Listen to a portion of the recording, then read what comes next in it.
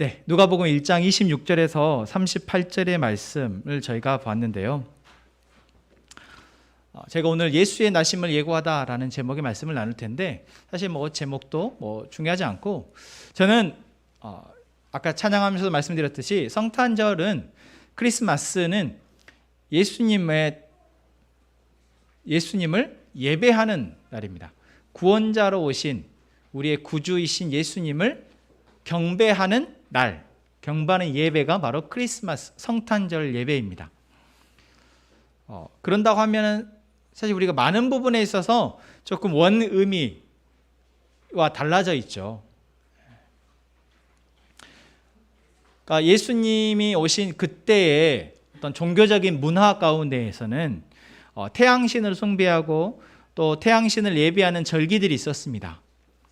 그리고 그러한 절기 가운데에서 생각해 보세요, 여러분. 우리가 TV나 이런 데서 이렇게 어떤 하나의 신이나 어떤 하나의 교주를 숭배하는 사람들의 그 예배의 모습, 여러분 우리가 간혹 나오잖아요. 최근에 저는 보진 않아가지고 자세한 내용은 모르지만 넷플릭스라는 채널에서 지옥이라는 드라마가 또 세계 1등을 했다고 하는데, 거기에도 그런 광신도 집단의 모습이 나온다고 해요. 그때 그들이 뭔가 자신들의 숭배의 대상을 향해서 보이는 어떤 그들의 모습, 예배의 모습, 우리가 이해하기 쉽게 예배의 모습을 보면 어떤가요?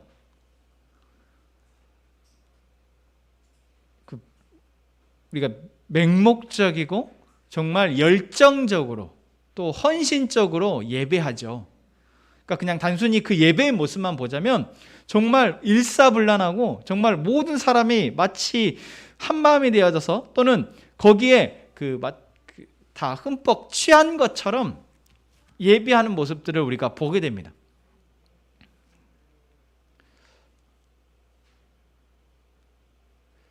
그런데 우리는 그런 모습들을 보면서 야, 저 사람들 이상한 사람들이다 라고 말을 하죠. 그런데 사실 처음 크리스마스가 제정될 때, 처음 크리스마스가 만들어질 때, 바로 이제 로마가 기독교를 박해하다가 기독교를 이제 공인하게 되어지고, 그 공인되어진 기독교에 대한 어떤 이제 절기를 만들어야겠는 거예요. 왜? 그들이 지금까지 다른 신들을 섬길 때는 다 태양절 이렇게 해서 그 절기들이 있었는데, 이제 그리스도교가 어쨌든 자신의 나라의 국교가 됐으니까 뭔가 이 기념할 만한 날이 필요한 거죠. 그래서 그 날을 태양신을 섬기는 날과 비슷하게 해서 성탄절로 만든 겁니다. 유래가 어찌됐고 그들이 어떤 이교적인 문화가 섞여 있고 이런 것은 저는 중요하지 않다고 봐요. 중요한 것은 뭔가 하나님을 믿고 또 예수님, 우리를 위해서 이 땅에 십자가에 죽기 위해서 오신 그 예수님을 믿는다고 할 때, 그 예수님에 대해서 우리가 다른 이방의 종교들을, 다른 이방의 신들을 섬기는 것만큼은 우리가 그분께 합당한 경배를 드려야 되지 않냐라는 마음에서 성탄절이 생겼다라는 거죠. 그런 면에서 우리가 뭔가 여기에는 그런 분들 없을 것 같은데, 명품의 죄송해요. 제 표현이 너무 거칠었죠. 뭔가 자기가 정말 좋아하는 어떤 아이템이나 물품이나 무언가에 정말 눈이 그 표현 안 쓰려고 그랬는데 써주셨으니까 눈이 뒤집어진 사람들이 있잖아요. 그게 나왔다 하면은 그거 꼭 사야 돼. 나는 그걸 꼭 가져야 해. 나는 그걸 꼭 해야 해. 저희 아들이 요즘 닌텐도를 갖고 싶다고 용돈을 안 쓰고 계속 모으고 있거든요. 그 마음으로 예배하면 참 좋겠는데, 카톡을 깔아줬어요. 이제 공기계에다가 이렇게 카톡을 깔아줬는데 얼마나 기뻐하던지. 뭐가 그렇게 감사한 일을 나누는데 아빠가 카톡 깔아준 게 그렇게 감사하대요. 그런 마음으로 예배를 하면 그런 감사함이 우리를 죄의 문제에서 죽음에서 생명으로 삶으로 나아가게 하신 그 하나님의 그 은혜를 그런 마음으로 감사한다면 지금의 우리의 성탄절은 어떨까요? 지금 우리의 예배는 어떨까요? 저는 이제 이 질문에서 말씀을 준비하게 되었습니다. 그럼 왜 우리가 지금의 우리의 성탄절 또 지금의 예배들이 그러한 감격과 그런 감사함이 많이 퇴색되어진 채 예배하게 되어질까? 그 문제가 무엇일까 생각해 보니 결국 우리가 그분을 그만큼 알지 못하고 그분을 그만큼 사랑하지 못한다라는 거예요. 내가 지금 정말 아끼고 사랑하는 그 어떤 것보다도 예수님을 사랑하지 못해요. 네. 사실 정말 간절한 마음으로 예배하려고 왔다가도 잠깐 내가 딴 데 정신이 팔리는 뭔가 생기면 우리의 마음이 거기에 한뻑 쏘이잖아요. 그래, 내가 말씀을 묵상할 때는 그래, 내가 사사기의 이스라엘 백성들처럼 하나님을 잃어버리지 말아야지. 그래, 나는 죄에서 빨리 돌이켜야지. 그렇게 여러분 묵상하셨잖아요. 그런데 막상 또 내가 하나님을 기억하고 하나님을 우리의 왕으로 섬기며 예배하려고 또 내 삶을 살아가려 보면은 또 잊어버린다라는 거예요. 왜? 그 문제가 내 안에 예수님이 왕 되시는 것보다 더 나에게 크게 다가와 버리니까. 도대체 이 악순환을 우리가 어떻게 하겠냐라는 거죠. 어떻게 해야 할까요? 사실 원리는 간단합니다. 지금 내 안에 가득 차 있는 어떤 나를 좋지 않은 생각으로, 좋지 않은 마음으로, 좋지 않은 행동으로 이끌어가는, 좋지 않은 삶으로 이끌어가는 그것보다 더 좋은 것들이 내 안에 더 많이 유입되도록, 들어오도록 해서 이것들이 자연스럽게 배출되도록 해야 하는 겁니다.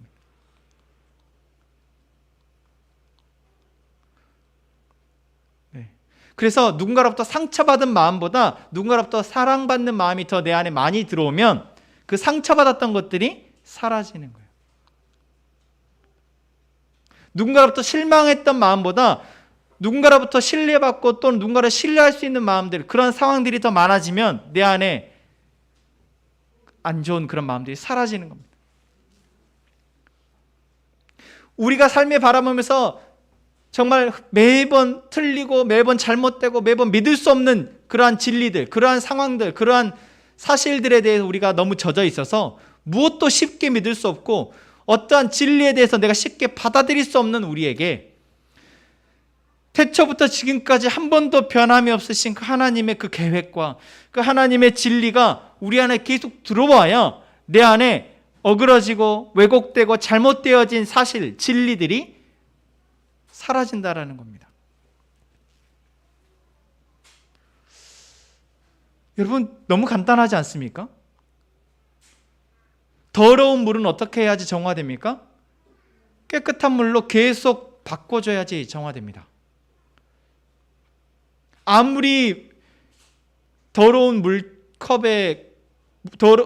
안에 더러운 것이 가득하다 해도 계속 새로운 물을 부어버리면 그 더러운 것들은 어느 순간 없어집니다. 여러분, 이게 원리이죠. 지금 내가 내 삶이 조금 어렵다. 내 삶이 뭔가 내 뜻대로 나는 이렇게 살고 싶지 않은데 자꾸만 왜 이렇게 살아지지 모르겠다라는 마음이 든다면 여러분, 그렇게 고민하고 계속 그렇게 살아가기보다 좋은 것들을, 새로운 것들을, 나를 회복시킬 수 있는 것들을 계속해서 내 안에 들어오도록 하는 선택을 하는 우리 모두가 되기를 소망합니다. 여러분, 거기에 예수님보다 더 좋은 게 뭐가 있냐라는 거예요.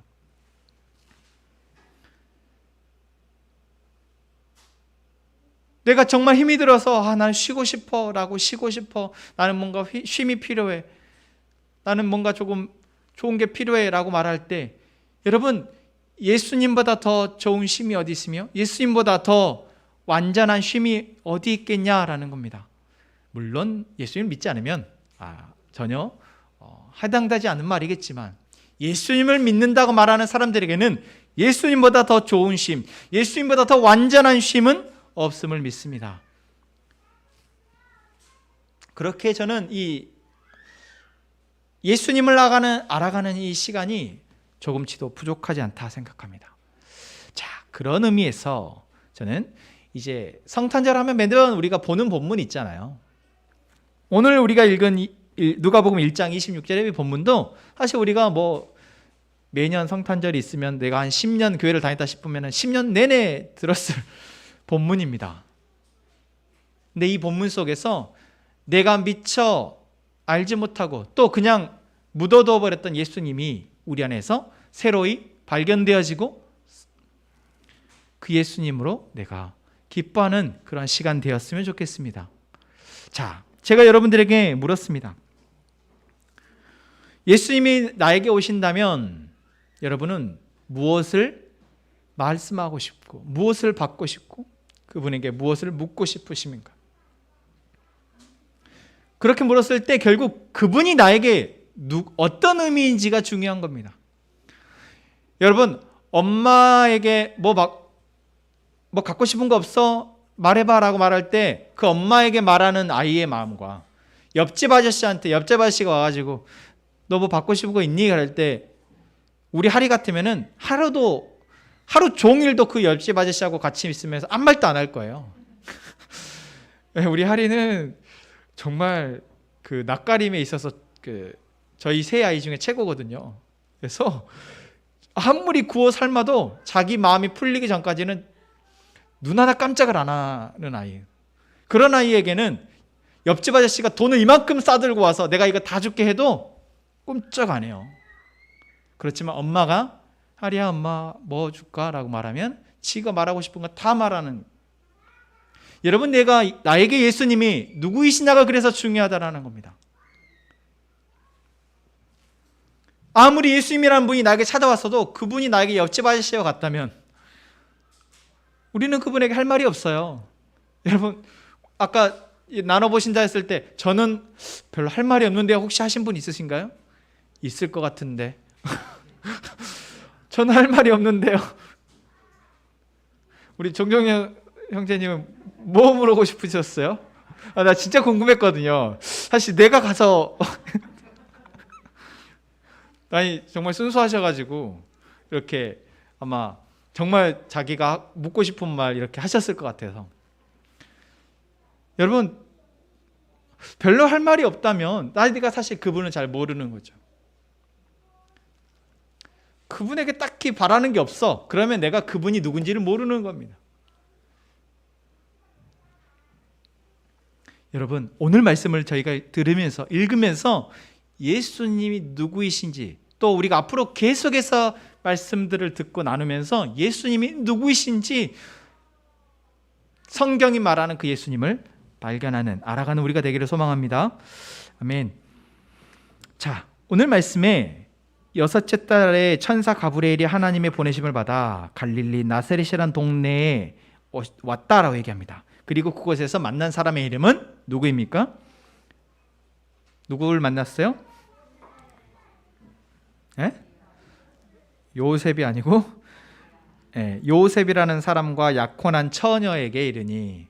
그래서 만난 사람은 요셉이 아니고 약혼한 처녀 마리아입니다. 물론 요셉도 만나죠. 마태복음을 보면 요셉도 만납니다.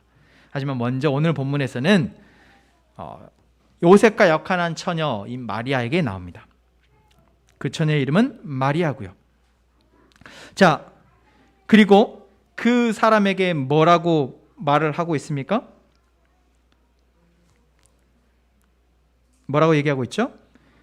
그에게 가서 은혜를 받은 자여 평안할지어다 주께서 너와 함께 하시도다 합니다.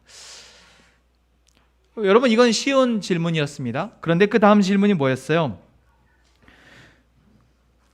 그 말을 듣고 마리아가 어땠냐라는 거예요. 그 말을 듣고 마리아가 뭐라고 얘기하고 있어요? 놀랐다라고 얘기합니다. 여러분, 왜 놀랐을까요? 근데 이 질문 어려울 것 같지만 사실 그 상황을 생각해보면 너무나 당연해요. 일단 왜 놀랐을까요? 네. 아니, 평생 본 적도 없던 그 천사가 내 눈앞에 나타나서 나한테 말을 하는 거예요. 그래서 1차적으로는 그래서 놀랐겠죠. 여러분, 천사 보신 적 있으세요? 저는 어릴 때 정말 꿈꿨는데 안 나타나더라고요.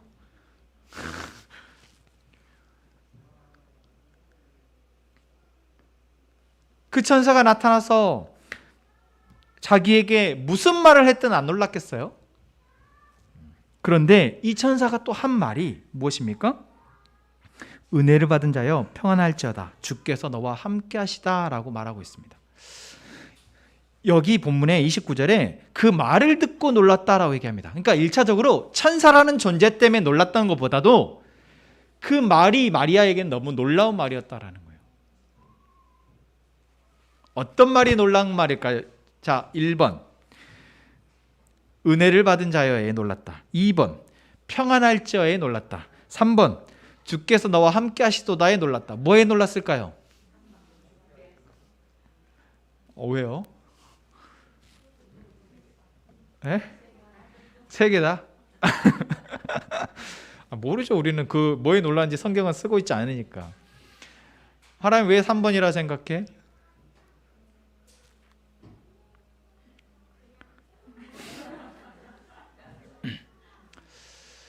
여러분, 이 시대가 어떤 시대이죠? 성경의 어떤 시대적 구분으로 보자면 중간기입니다. 그러니까 예수님이 오시기 바로 전 말라기, 그러니까 구약의 마지막 창기인 말라기 책과 그 다음에 이 마태복음, 그러니까 복음서의 시기와는 몇백 년의 시간이 공백이 있는데 그 시기를 우리가 중간기라고 얘기해요. 그리고 그 중간기 때는 우리가 알지 못하는 이스라엘의 역사 가운데서 또 여기저기에서 막 침략당하고 흩어지고 그리고 다시 또 왕국이 세워지고 하는 정말 사사기와 비슷한 암흑기라고도 볼 수 있어요. 그리고 또한 어떤 시대입니까? 이스라엘이라는 나라가 로마로부터 지금 통치를 받고 있는 시대입니다. 우리나라가 일본으로부터 통치를 받았던 것과 같이 이스라엘이 지금 로마로부터 통치를 받고 있는 시대예요. 그리고 이 나세렛이라는 곳은 그 이스라엘 중에서도 조금 변방에 속해 있고 조금 보잘것없는 땅이라고 또는 사람들이라고 생각되어지는 곳에 있는 곳이에요. 갈릴리 지방, 우리로 치면은 강원도 꼴짝 그런 곳에 그냥 이 지금 마리아는 이때 나이가 10대예요. 10대 소녀. 여기에 10대 소녀가 없네요.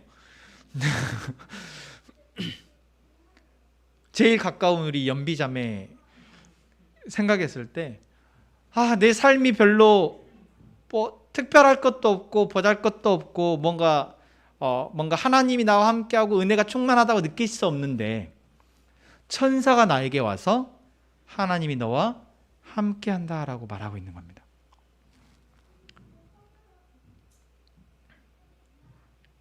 그 말을 듣고 이 마리아는 놀라. 이런 인사가 어찌함인가 생각. 그러니까 이런 인사, 나에게 지금 이렇게 인사하는 것이 도대체 왜 나에게 이런 말을 하시지?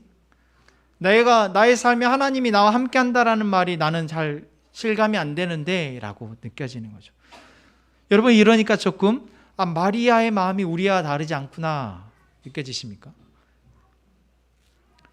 여러분, 내 삶에 갑자기 천사가 나타나서 한나야, 하나님이 너와 함께 하신다라고 말했을 때 아마 마리아와 다르지 않게 반응하지 않을까 싶어요.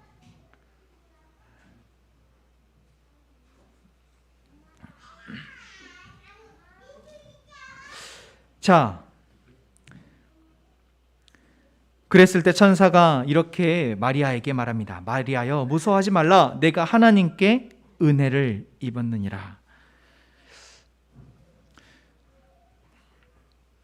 그러면서 보라, 내가 잉태하여 아들을 낳으리니 그 이름을 예수라 하라 이렇게 합니다. 여기서 하나님께 은혜를 입었다라는 표현은 결국 마리아를 통해서 하나님이 마리아에게 은혜를 주셔서 이제 마리아를 통해 예수 그리스도가 탄생하신다라는 의미라고 볼 수 있습니다.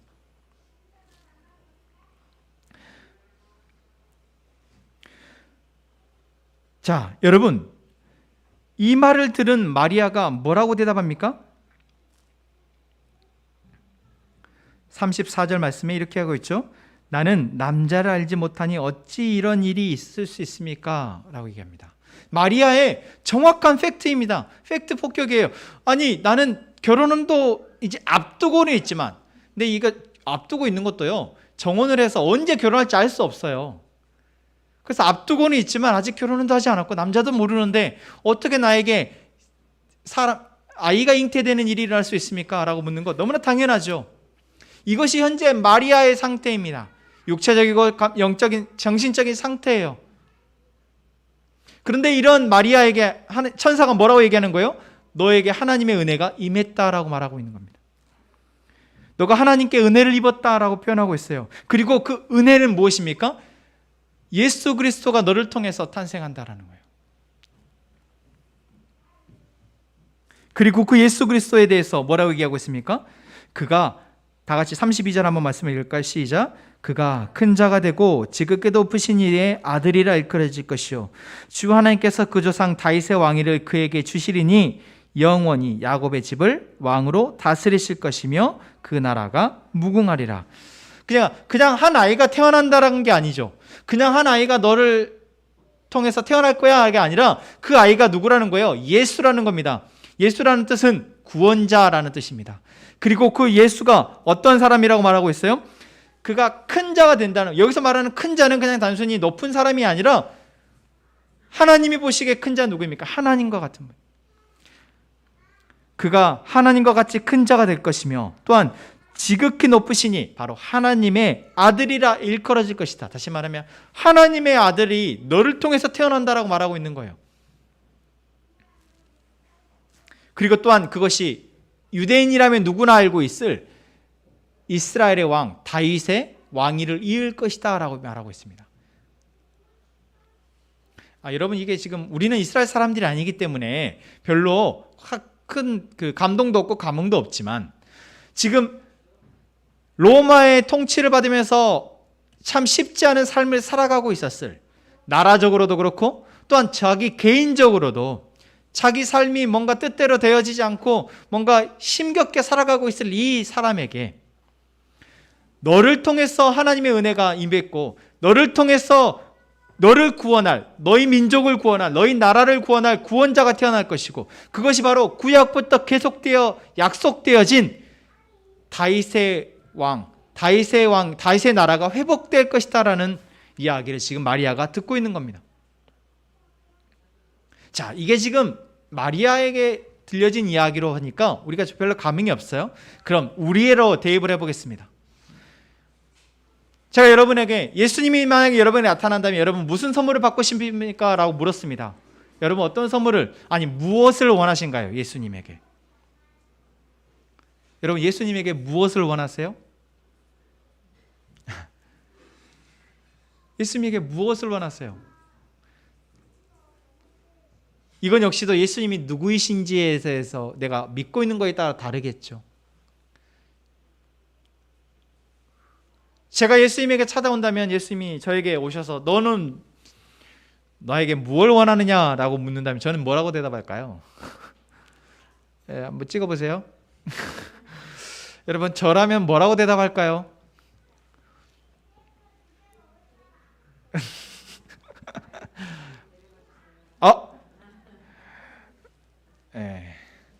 주님, 저 이제 그만 살고 싶습니다. 그런 생각이 한 2, 3위 안에는 있습니다. 근데 1위는 아니에요. 예전에는 같으면, 예전에 제가 막 예수님을 인격적으로 막 알았을 때는 진짜 나 이제 예수님이 알게 됐으니까 이제 데려가세요라는 마음이 제일 컸어요. 근데 지금은 그래 좀 컸다고 바로 데려가라는 말 할 것 같진 않아요. 사실 예수님이 제 앞에 나타나도 지금 제가 예수님께 기도하는 것과 예수님이 직접 나타난다고 해도 저는 다르지 않습니다. 예수님, 저에게 맡겨진 사명에 따라 저에게 맡겨진 양들과 함께 예수님이 다시 오실 그날까지 정말 하나님이 기뻐하시는, 하나님이 주인 되시는 공동체를 세워갈 수 있도록 주님 나에게 힘과 지혜를 주십시오 라고 저는 구할 겁니다. 여러분들은 어떤 걸 구하시고 싶으십니까? 무언가를 구한다는 것은 결국 내가 이 문제가 나의 힘으로 안 되고 있다는 것을 말하고 있는 것이죠.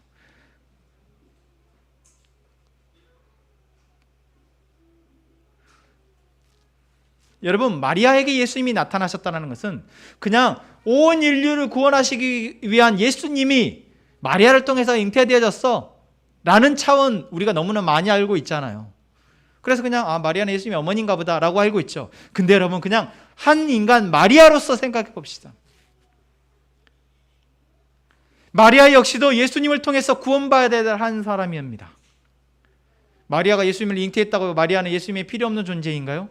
아니요. 물론 천주교는 약간 그런 마리아에 대해서 성모라고 이야기하고 조금 마리아가 예수님과 비슷한 능력을 갖고 있는 그렇게 믿고 숭배하고 있긴 하지만 저는 마리아 역시도 예수님이 필요한, 예수님의 구원이 필요한 한 사람이라고 생각합니다. 그래서 마리아 한 사람의 인생 가운데 지금 다른 나라의 통치 때문에 힘들어질 마리아의 인생, 또한 곧 결혼을 앞두고 있지만 불확실한 이 결혼 생활과 자기 삶의 미래에 대해서 불안해하고 있을 마리아 한 사람, 그 마리아에게 천사가 나타나서 구원자가 너를 통해 태어날 거라고 말하고 있는 겁니다. 지금 나의 삶에 천사가 나타나서 너의 삶을 구원해 줄 구원자가 이제 너를 통해서 잉태될 거라고 말하고 있는 것입니다. 여러분, 우리에게도 다르지 않습니다. 저는 이것이 마리아에게는 그냥 예수님을 잉태하는 어떤 존재로서 마리아의 사명이 있었다면, 지금 우리에게는요, 마리아가 너무나도 천사가 나타나서 당황을 하고, 천사가 자기 하는 말에 당황하고, 천사가 자기에게 예수님이 너를 통해 날 거라는 말이 너무나 당황스러웠지만 결국 그 도구로 쓰임받아서 결국 인류를 구원하고 자신의 삶을 구원할 예수님을 만나게 된 것처럼, 여러분, 지금 우리의 삶에서 예수님이라는 존재가 쉽게 믿어지지 않고 쉽게 받아들여지지 않고 그냥 내 삶의 문제로 허덕허덕하고 있다 할지라도 분명 하나님이 우리에게 은혜를 베푸신다라는 것 여러분 잊지 마시기 바랍니다. 그리고 그 하나님의 그 은혜는 반드시 예수님을 우리의 구원자로, 예수님을 우리의 삶의 주관자로 보내주신다라는 것 또한 우리가 기억했으면 좋겠습니다.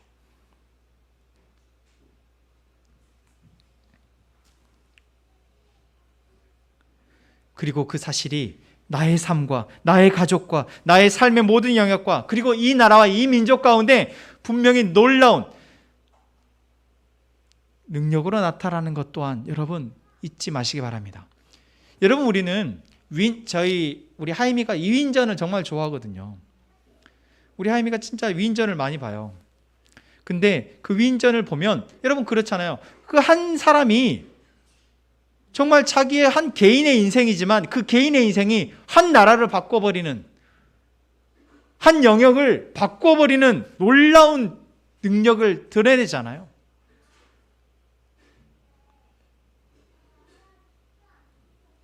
그런데 우리는 그 사실이 그 사람의 이야기다라고 생각합니다. 우리가 이 성경을 보면서 마리아의 이야기구나라고 생각해요. 아닙니다.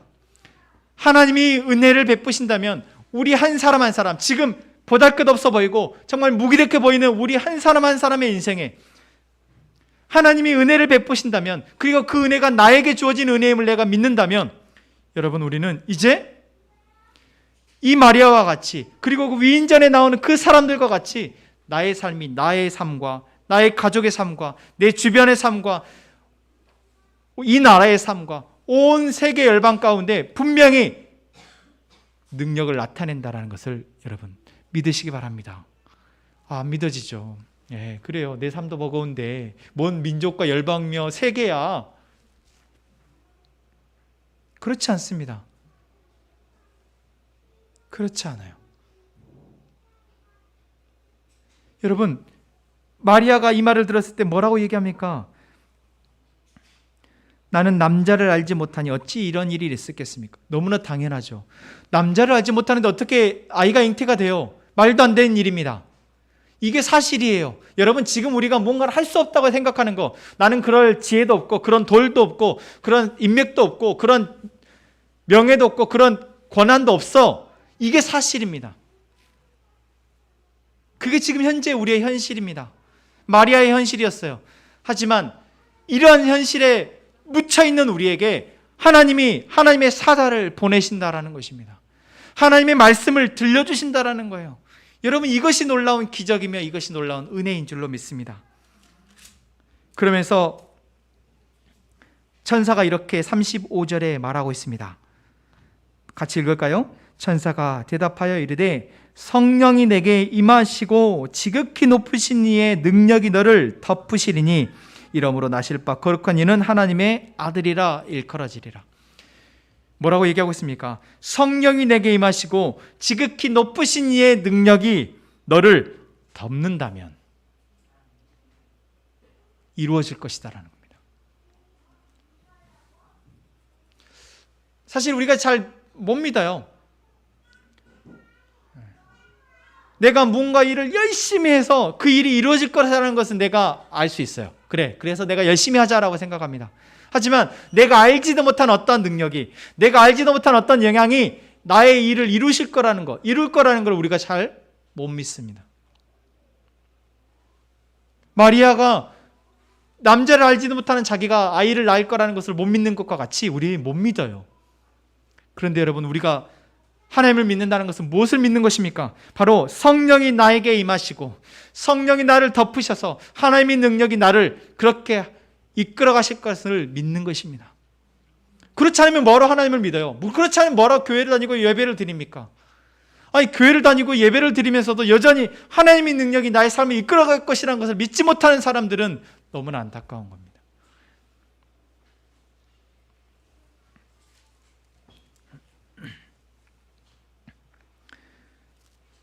그러면서 천사가 36절에 이렇게 얘기합니다. 보라, 내 친족 엘리사벳도 늙어서 아들을 배었느니라. 본래 임신하지 못한다고 알려진 이가 이미 6달이 되었다. 여러분, 이것도 참 놀랍지 않습니까? 사실 우리가 잘 못 믿어요. 믿을 수가 없어. 그런데 하나님이 임하셔서, 하나님이 일하셔서 기적이 행해진 일들이 우리 주변에 있다라는 거예요. 마침 마리아의 친족이 임신할 수 없는 늙은 여인이 임신한 기적이 마리아 옆에, 마침 마리아 옆에 있는 거예요. 마침. 여러분, 우리도 그렇지 않습니까? 내가 하나님을 일하실 것을 볼 수 없고 믿을 수 없다고 얘기해. 그런데 나는 못 믿겠는데 내 옆에 내 공동체의 식구가, 내 옆에 하나님을 그래도 믿고 하나님을 통해서 삶을 살아낸 사람의 간증이 있는 겁니다. 나는 지금 신뢰하지 못하고 나는 믿지 못하고 있는데 하나님이 저 사람에게 저렇게 역사하셨구나. 그럼 이것은 배 아플 일이 아니라 뭐예요? 하나님은 일하시는구나.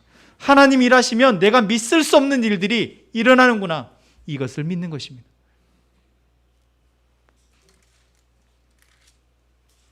자, 38절입니다.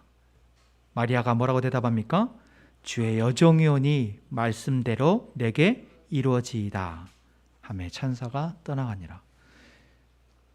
여러분, 여러분에게 예수님은 누구이십니까? 여러분에게 예수님은 누구이십니까? 다시 한번 묻겠습니다. 여러분에게 예수님은 누구이십니까? 여러분, 우리에게 예수님이 누구이신가 너무나 중요합니다. 왜냐하면 내가 내 힘으로 감당할 수 없다고 생각하는 나의 삶의 구원자이시기 때문에 그렇습니다. 나의 지혜와 나의 능력으로 감당할 수 없다고 생각하는 나의 삶의 능력이 되시는 분이시기 때문에 그렇습니다. 지금 내가 믿을 수 없다 할지라도, 지금까지는 내가 믿어본 적이 없다 할지라도, 지금 이 순간 마리아에게 찾아오셨던 하나님의 사자가 지금 이 순간 우리에게 하나님의 말씀으로 우리에게 찾아오셔서 말씀하고 계시는 겁니다. 네가 성령을 임한다면, 하나님의 능력이 너에게 임한다면 능히 이루어지리라. 이것을 믿는 것, 진정으로 성탄의 기쁨을 참여하는 자가 될 줄로 믿습니다. 우리 함께 찬양합시다.